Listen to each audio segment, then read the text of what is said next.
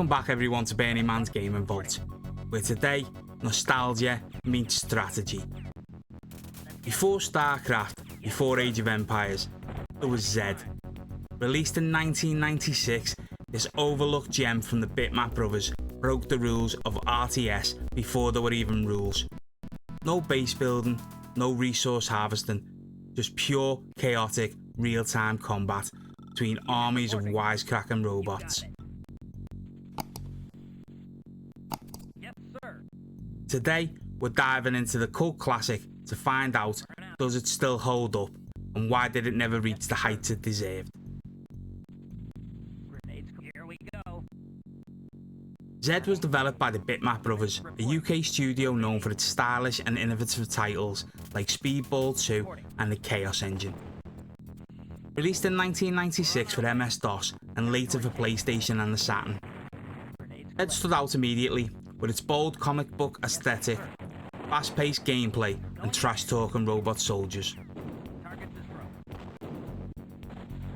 Whilst most RTS games of the era revolved around slow build-ups and resource management, Zed threw all that out the window. There's no turtling in Zed, it's go time from minute one. Let's do it. We're under attack.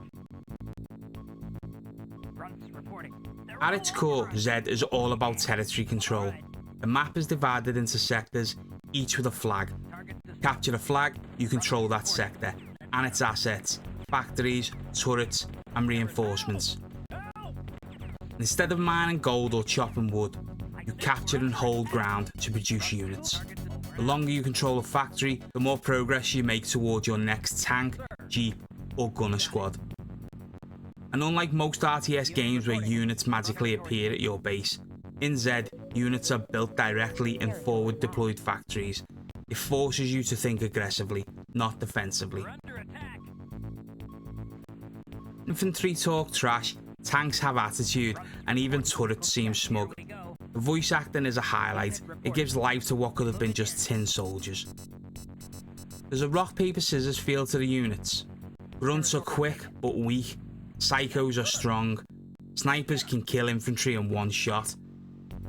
Now vehicles offer mobility and firepower, but you better protect your assets because there's no guarantee you'll get them back. Here we go. Going in.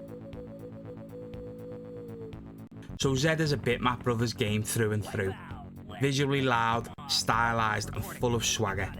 The environments are grungy, industrial and bizarrely beautiful for a mid-90s game. Maps range from frozen tundras to volcanic craters, all with their own hazards and unique terrain advantages. You'll need to adapt quickly to survive. There's also a great humour in the game. Every robot in Zed has a wisecrack or a one-liner. Whether they're charging into battle or running from a tank, they're always talking, and it never feels annoying. If anything, it's part of the game's charm. And let's talk about the music. The soundtrack is a driving industrial techno mix that fits perfectly with the game's grimy, futuristic war zones. It gets your adrenaline pumping and keeps the tempo high.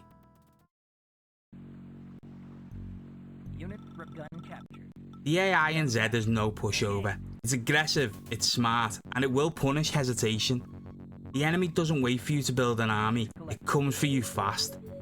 Map knowledge is crucial. You need to know where the factories are, where the choke points lie, and which zones will give you the edge. A good player controls the map, not just the units. And unlike traditional RTS games, Zed forces you to think in real-time territory control, not economy. You can be ahead on units and still lose if the enemy captures your factories. It's more like a chess match at 100 miles an hour. Positioning, timing, and quick reactions to win battles, not who has the bigger gold pile.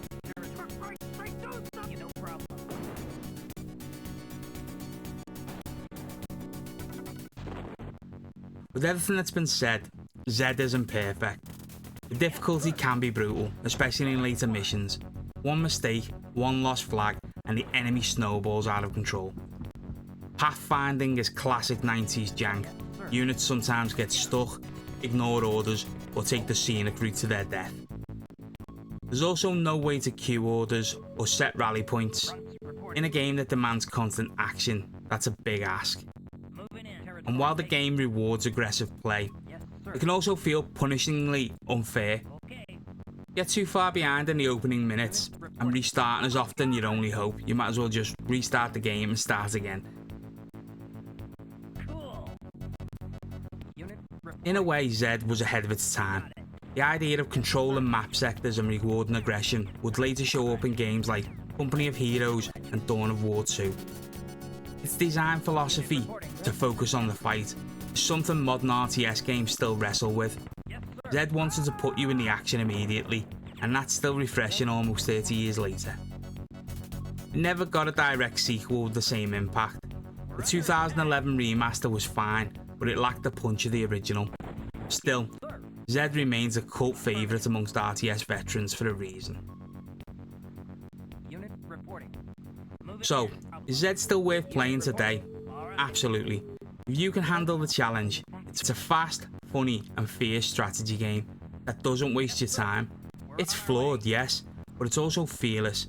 It dares to be different, and in doing so it carved out a niche of its own. Okay. Yes, sir. If you're an RTS fan looking for something outside the formula, or just want to experience a forgotten classic, Zed is a game you won't forget. Fronts reporting. Going in. Unit reporting. Good hit. Okay, let's finish them off. So that's it for today's review. Here we Thanks go. everyone that's tuned in and give it a watch. If you really enjoyed this look back to a classic RTS game that broke the mold and went its own way, then please smash that like button. And hit that subscribe button as well if you're liking the videos that we're putting on the channel and you want to see more. Reporting. Let's Let me know in the comments, did you play Zed? What did you think about it? Or is it the first time hearing about it? Because a lot of people missed it on its first time round. And also let me know what your favourite unappreciated RTS game was. unit reporting. Until the next time, look after yourselves. I'll see you in the next video.